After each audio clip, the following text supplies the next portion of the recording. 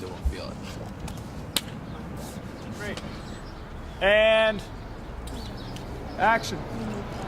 I am an extremely nostalgic and melancholic person, and I love this idea of seeing how far that could take you when exploring romance. And so The Blue Jay is essentially the story of two ex-high school sweethearts who haven't seen each other for over 20 years, and randomly they end up back at their small hometown on the same day, and they end up kind of spending some time together and get a little caught up in that time warp that often happens, which is sort of making you question whether is this a real attraction or is it just nostalgia at work.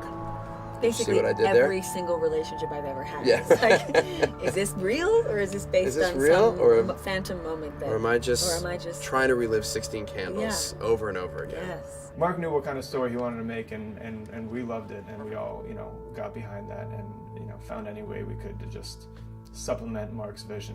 So I sent out a document that was not even 2 pages. And I called Sarah, who I knew a little bit socially, and I was like, do you want to do this movie? And I think there was a part of me that was like, well, it's not really a movie. It's kind of like a 1.5-page document. I didn't think that at all. I was like, wait, I've never done anything like this before. So I was ready to jump in. And we kind of built the story together. We went in with a treatment. We had creative meetings with the creative producing team, with the director and the actors, and all kind of sat around talking about not just where we wanted the film to go and where we wanted the characters to go, but we talked a lot about our life experiences and how these moments made us feel and our personal interactions. It's all about being part of something that's actually very alive in front of you. It's not like every moment is a mystery, but it does feel like this living thing that everyone is putting their hands into. I play a guy named Jim. Jim had the love of his life in high school, and I think look at that.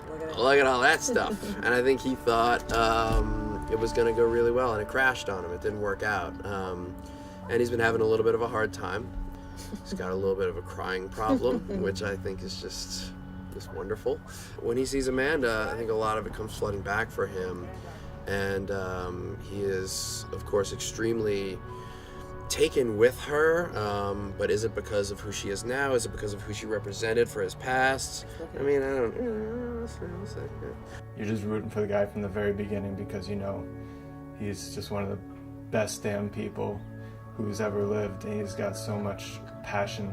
Something happened to him. He was done wrong by fate. Amanda is Jim in denial. She's a very strong woman, but she's also stubborn, and she's committed to making life work. I play Amanda, and I was in love with Jim when I was a youngster, and I haven't seen him in a very long time. I am now married. Something had happened between Jim and myself that left things feeling a little bit unfinished. And so when we see each other, it isn't just the sort of, dissolving into nostalgia and immediate. It isn't hit me on Facebook. Yeah. Hit me up on Facebook, It wasn't an immediate kind of let's go hang out and spend the day together. It's so fun and easy breezy. It was fraught. It was incredible working with Sarah. For whatever chaos we would have in a day, or whatever kind of peace in a day, whatever kind of factors she was working with, to watch her go from walking across the room talking about something having nothing to do with the film to completely dropping into a scene, it was beyond pro. It was like watching someone truly living their mission in life. There were many times when she would reach me completely emotionally with what she was bringing, and knowing what she was doing 10 minutes previous would really blow my mind. I would stare at the monitor with my jaw wide open, or with a big smile, or with tears in my eyes. I mean, that woman can bring it, and she is badass. She brought a lot to the table, and she brought a lot out in Mark, and I think Mark did the same for her. As somebody who's worked with Mark quite a bit, I saw him bring some of his strongest performances that I've seen of his career. I learned a ton working with Mark and Sarah, and the saddest thing was seeing how many great things are going to be difficult to squeeze into the movie. We ended up bringing on the director Alex Lehman, who we had worked with on the documentary Asperger's Are Us, and it just felt like a perfect collaboration for a first-time director to come in. It was the first time I've ever worked with a combo where we had the director who was also the DP, and he had a really specific vision that he brought to the table that matched what Mark wanted for this film. To be a creative producer for someone like Alex is a great opportunity to see someone work really hard, bring a lot of his expertise as a DP to it, and then also opening as a director and bring it to kind of a new genre that I'm not aware that he had hit before. I think we were about 13 or 14 people, all in cast and crew on this film. So a lot of hats were worn by a lot of people. And everybody on our crew is a filmmaker in their own right. Even the woman who cooks us food is a filmmaker. So everybody put in their own thoughts and their own feelings and helped create this wonderful vibe that very much translated onto the screen.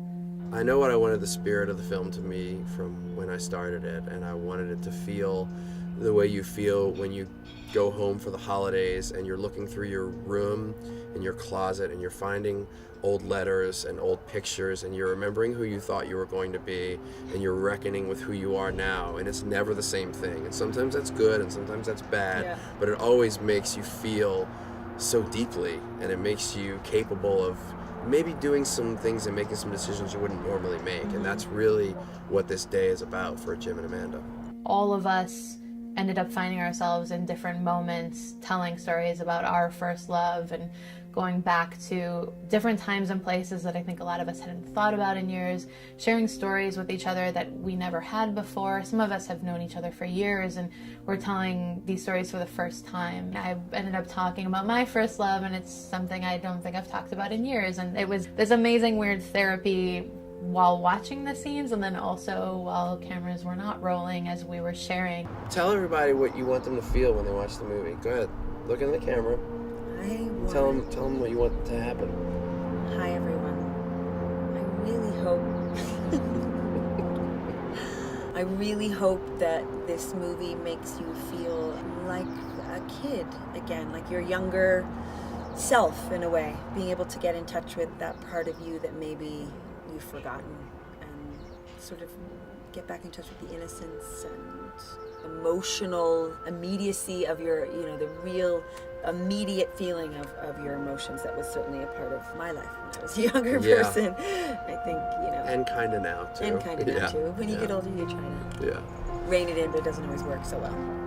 I would be really, really happy if people walked out of the movie theater. You're not looking down the lens like you told me. Because It makes it worse watch, to do I'm it that pulling on my beard. Oh, you're going to do a thing and then you're going to look right then down I'm going to lay it in Don right Johnson. there. Everybody, you ready? I'm going to pull it Don Johnson. Okay. I would be very happy if when people left the movie theater, they said, it has that stuff that like The Notebook and The Bridges of Madison County has, but it also did it with a little bit of integrity. That would be the sweet spot. That would be the sweet spot. Yes, I'll say this in all honesty. I think there's a chance that this being probably the most earnest movie I've tried to make ever, I think that there's a chance that this movie will be a kind of movie where some people look and they say, oh my gosh, they're really going for it. And then I think there's a chance that some people will look at this and say, that's exactly how I feel when I go home. And they really captured something. Yeah. Jury's out, folks. Jury's out. We will see. You didn't look down the barrel. Well, I looked at you. You're my barrel. Throw that pipe in. Lay it. Lay it nope. down. Nope. Don't say that. Don't do it.